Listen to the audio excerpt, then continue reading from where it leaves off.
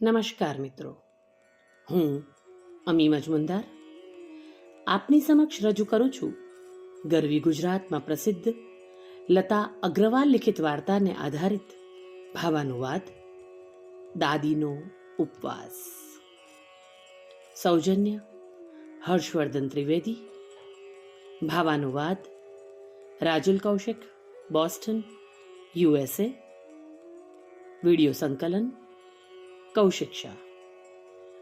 તો ચાલો મિત્રો સાંભળીએ વાર્તા દાદીનો ઉપવાસ. કાંતા, મારી અતરંગ સખી. તન અલગ એટલું જ, બાકી મન એક. એકમેકના મનની વાતને ઠાલવવાનો વિસામો. કોણ જાણે કેમ આજે કાંતા એના મનની વાત કહેતા અચકાતી હોય એવું મને લાગ્યું. સંકોચ હતો કે અવઢવ એ ન સમજાયું, પણ એની નજર વારે વારે બારણા તરફ મંડાઈને પાછી ફરતી હતી. એમાં કોઈ કારણ તો હતું, એ મને સમજાયું. એટલામાં રિંકુ કાંતાની જમવાની થાળી લઈને આવી. દાદી, મમ્મીએ તમારા માટે જમવાનું મોકલ્યું છે. રિંકુ એટલે કાંતાના નાના દીકરાની દીકરી. કાંતાનો રૂમ નીચેના ભાગ પર હતો અને દીકરો ઉપરના માળે રહેતો હતો. કાંતાના પતિ રામેશ્વરની કરિયાણાની દુકાન હતી.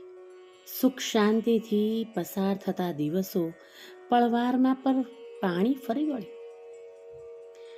રામેશ્વરજી વૈકુંઠની વાટે ચાલી નીકળ્યા ને કાંતાનું ભાગ્ય બદલાયું. સમય પહેલા વિધવા સ્ત્રીની દશા ક્યાં જાણી છે? જો કે આજે પણ ઝાઝો ફરક નથી પડ્યો. ઘેર ઘેર માટીના ચૂલા. રિંકુ થાળી ખાલી થવાની રાહ જોતી હોય એમ એક બાજુ પર બેઠી. એ જોઈને કાંતાના ચહેરા પરનો શોભ વધી ગયો. આ જોને, ઢીચણનો દુખાવો એટલો વધી ગયો છે કે ઉપર નીચે ચડ ઉતર થતી નથી, એટલે જમવાની થાળી નીચે જ મંગાવી લઉં છું. આમ પણ હવે આપણી ઉંમર ભગવાનનું નામ લેવાની છે, તે સમયે એમાં પસાર કરું છું. ઊંડો નિસાસો નાખતા બોલી. કદાચ એની વાત સાચી એ હશે, છતાં જાણે ઢીલા લોટ પર અટામણ ચોપડતી હોય એવું લાગ્યું. 15 દિવસ રાજુના ઘરેથી અને બીજા 15 દિવસ મનુના ઘરેથી થાળી આવી જાય છે એટલે ભયો. અને મહિનામાં 31 દિવસ હોય તો મારાથી બોલી જવાયું. તો દાદી ઉપવાસ કરી લે છે, ચટ રિંકુ બોલી. હું અવાક અને કાંતા છોબીલી.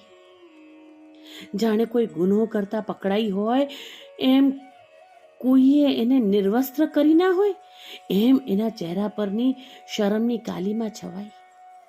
આજ સુધી કાંતા એના નસીબમાં શકોરું છે એવો અછડતો એ ખ્યાલ આવે એવી પોતાના પરિવારની એવી કોઈ વાત મારી આગળ કરી ન હતી.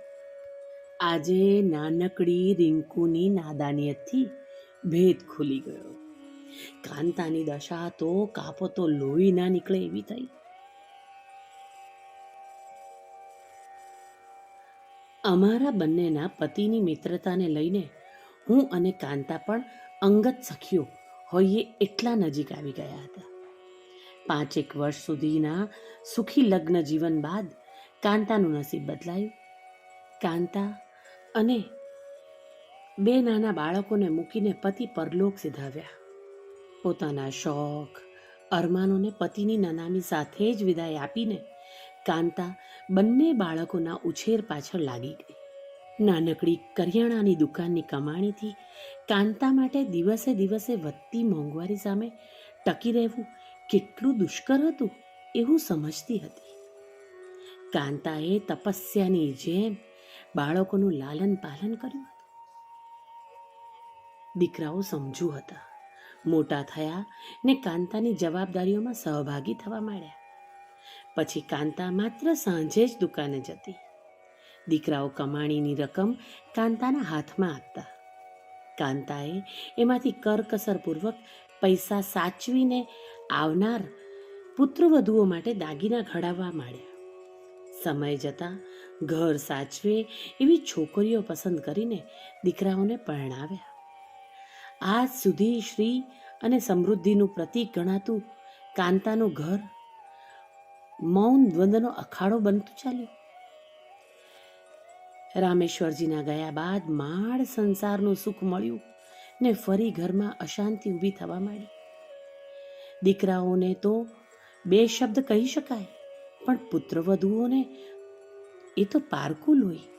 એમને કશું કહેવા સમજાવવા જતા વાત વધુ વણસતી. વળી બળતામાં ઘી ઉમેરવા જેવો દીકરાઓના સાસરિયાનો હસ્તક્ષેપ.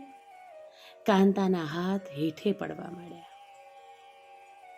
આજ સુધી ઘરને મંદિર માન્યું હતું.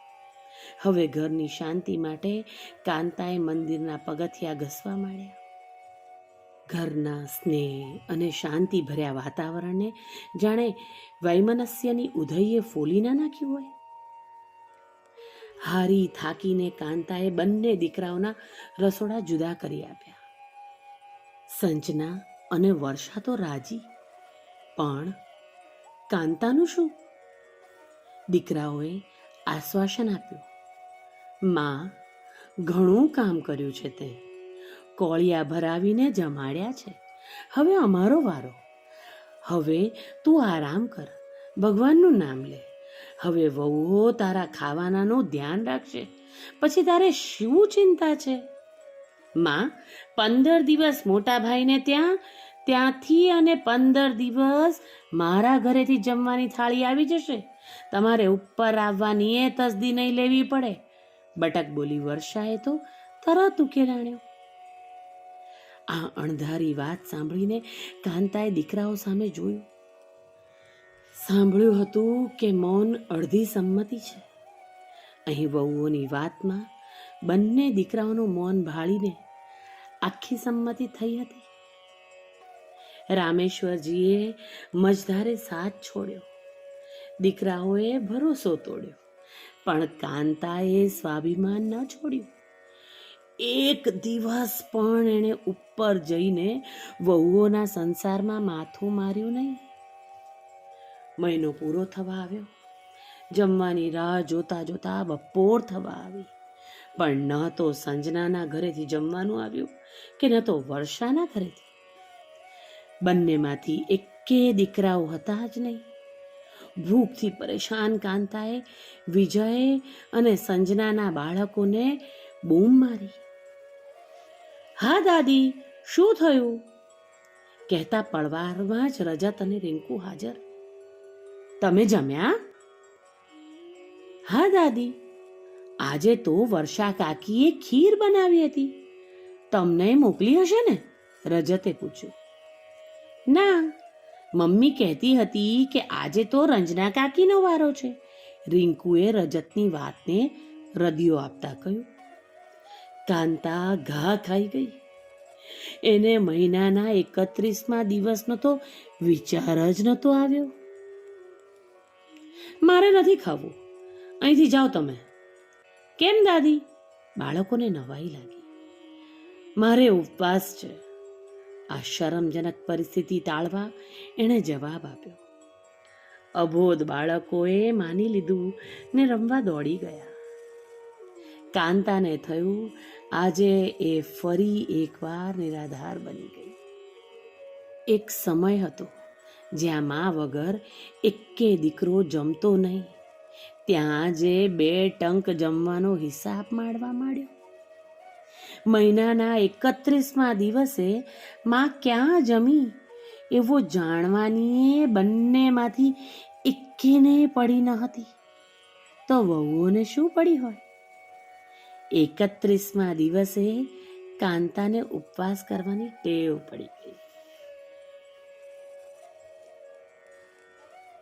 આજે કાંતાનું 12મું છે. અનેકવિધ મીઠાઈઓ અને ફરસાણથી ઘર મહેકી રહ્યું છે. બંને ભાઈઓ દોડીને પંડિતજીની સૂચના મુજબ સંસારની રૂઢિઓનું પાલન કરી રહ્યા છે. સંજના અને વર્ષા જૂના ઝઘડા ભૂલી એક બનીને વિધિ આટોપી રહી હતી. મને જોઈને વિજય અને સંજય મારી પાસે આવ્યા. માસી, મમ્મીની ઈચ્છા મુજબ એને ભાવતી વાનગી બનાવીને સૌને જમાડીશું. છતાં કંઈક કમી રહી ગઈ હોય તો? શું કહું? એમ કહું કે જે કમી રહી છે એ તમે ક્યારેય પૂરી નહીં કરી શકો. તમારા પપ્પાના ગયા પછી દિવસોનું ચેન, રાતોની ઊંઘ, તમારી ખ્વાહિશ પૂરી કરવા એની તમામ ખુશીઓનું બલિદાન આપ્યું. એ માને જીવતે જીવ તમે જે ઘા આપ્યો છે એના પર આશ્વાસનનો લેપ લગાવી શકશો? વિજય અને સંજયને માત્ર હું એટલું જ કહી શકી કે તમે બંને અગાશી પર જઈને કાગવાસ મૂકી આવો. સંજના અને વર્ષા, તમે ગાયને ઘાસ નીરીને આવો. કહે છે કે આનાથી મૃતાત્માને પરલોકમાં ભોજન પ્રાપ્તિ થાય છે ને તૃપ્તિ મળે છે. ચારે જણ દોડી દોડીને ગયા ને ઘણી વારે પાછા આવ્યા. ન તો વહુઓને કે ગાય મળી, ન તો દીકરાઓને કે કાગડો મળ્યો. અરે, એનો અર્થ તો એ જ કે આત્માએ ભોજનનો સ્વીકાર કર્યો નથી. આ તો અપશુકન કહેવાય, પંડિતજી બોલ્યા. પંડિતજી, આજે 31મી તારીખ છે ને, દાદીમાનો તો ઉપવાસ હોય ને. અસ્તુ. ભાવાનુવાદ રાજુલ કૌશિક, બોસ્ટન, USA.